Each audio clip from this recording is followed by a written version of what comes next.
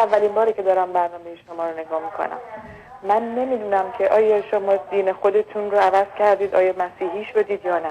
من ایرانی هستم. من یک ایرانی هستم با باورهای ایرانی و به عکس دوستانم به عنوان یک دگراندیش و یک دگرباش در کنار آقای هومر نشستم و در آینده میهن ما باید بتونیم همدیگه رو تحمل بکنیم با باورهای مختلف تا بتونیم میهن سرفرازی من بسازیم. این که از شما دارم میپرسم، خود من مسلمانی، یعنی مسلمان زاده‌ای بودم که بعد از مطالعات زیاد به مسیحیت گرویدم و الان یک مسیحی هستم با کمال افتخار. مبارکتون باشه. و من زمانی که ایشون گفتن شما مسلمان نیستید و بعد ایشون فکر میکنم که خودشون مسیحی باشن، من همینطوری پیش خودم فرض کردم که شاید شما مسیحی شدید. خواستم از صمیم قلب بهتون تبریک گفتم. مرحمت دارید. دختر نازنینم، من به شما پاسخ بدم.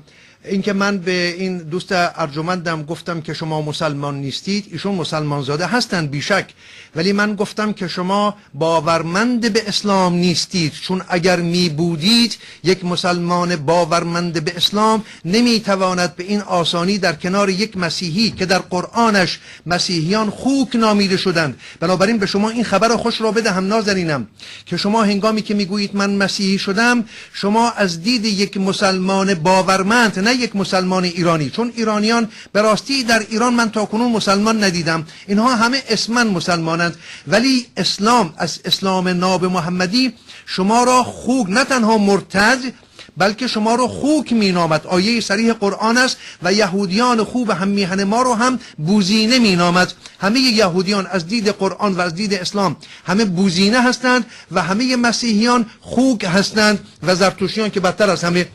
این که من به ایشون گفتم شما اگر مسلمان بودید میبایست من رو میکشتید، منظورم که خواستم نشون بدم که ایشون باور نداره به اسلام. و اما آقای هومر، از اینی که شما الان فرمودید که اونها منو خوک مینامن، اجازه بدید یه چیزی رو به خدمتتون عرض بکنم. هر کسی بر حسب فکر گمانی دارد.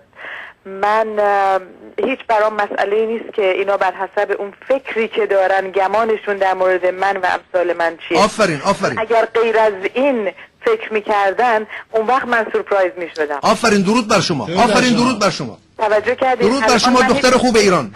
فکر اینها همین اندازه است. آقای امینی، من از شما میخواستم خواهش بکنم، من شماره میخواستم که بعد از ساعت استودیو با شما تماس بگیرم در مورد یک درود مسیحی. با کمال میل شماره رو خواهش بدید که من بتونم تماس بگیرم. بله خواهش میکنم اتاق فرمان شماره دستی من رو. درود بر شما دختر دلیر ایران زمین که توانستید خودتون رو از اون چنگال اون دین رهایی ببخشید. من به شما درود میفرستم. البته این درود برای این نیست که به آیین مسیحیت گرویدید. هر کسی از این دین برگردد، به هر دینی که برود، زرتشتی بشود، بیدین بشود، نمیدونم هر چی بشود خوب است، ولی به شما خوش‌استباد میگویم و درود میفرستم برای دلیری شما. خدا رو سپاس دارم برای وجودتون قربان به هللویا. مرحمت زیاد. هللویا. من روی خط باشم آقای امینی؟ نه خیر، شماره تلفن رو من گذاشتن روی تصویر. آخه این شماره رو میگن من گرفتم، میگن که این شماره دیسکانکته. شماره 451 67 37. بله همین الان تلفن من زنگ زد. ببینید من از لاس وگاس دارم تلفن میکنم. بله اگر نه خیر دیسکانکت نیست، شماره من همین الان زنگ زد، اتفاقا شنیدم توی اتاق. بله میتونید به همین شماره مرحمت کنید. من دوباره میگیرم. مرحمت میکنید. بدرود. متشکرم، مرسی. بدرود. درود بر شما. اصلا همشین آقای امینی. قربونتون برم. تلفنتون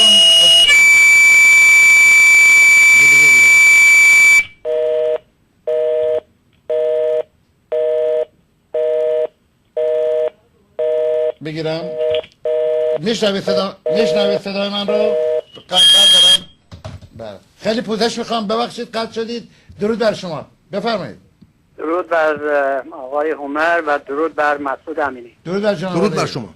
عرض کنم جناب امینی، جناب هومر، من یه سن زیادی ازم گذشته، نمیدونم به چه صورت میتونم بگم، من بچه مسلمون زاده و مسلمون به دنیا اومدم و مادرم چادری و خواهرم چادری نمازخون بودن، ولی همینقدر بهتون بگم که از نمیدونم خداوند یا هوش من بوده یا دنبال دونستن بودم، یعنی و گرایشی که پیدا کردم از اول گول و فریب اینجور مسلمونی و این چیزی که مسلمون ها میگفتن یا هستن هیچ وقت گول نخوردم و هیچ وقت نمازی به اون صورت نخوندم. برعکس خانواده من بودم و اولا البته از من ایراد میگرفتن، میگفتن تو بیدینی، میگفتم آره، میگفتم اینا همه خرافات، اینا دروغه، اینا یه فرم دیگه مسلمان. آخرش هم موقعی که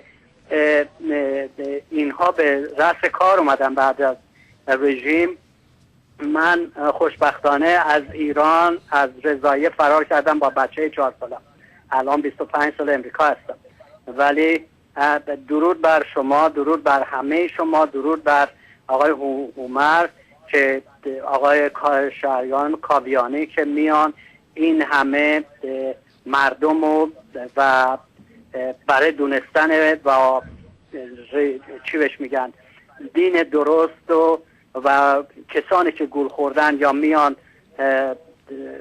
ببینید که توهین میکنن یا کارهای حرف دیگه میزنن، ولی 100% من باور دارم و هنوزم تو این سن که رسیدم هر کسی از من پرسیده شما دینت چیه، گفتم دینم فهم و شعور و مغز خودم. زنده باد شما. زنده باد شما. بدرود. دین ما انسانیت، ما اول ایرانی هستیم سپس صاحب باوری. درود بر شما. سلام عرض میکنم. سلام علیکم. درود بر شما. جونم بفرمایید. جونه دارم. درود بر شما. درود بر شما. درود بر جناب هومر. درود بر شما نازنینم.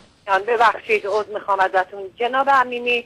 خیلی سپاسگزارم از شما که دعوت از یک همچین واقعا انسان آگاه و با دانشی کردین و چقدر برنامه شما پرمحتواست امروز و چقدر زیباست در مجموع. من اصلا نمیتونم توصیفی براش چیزی براش مطلبی رو بگم.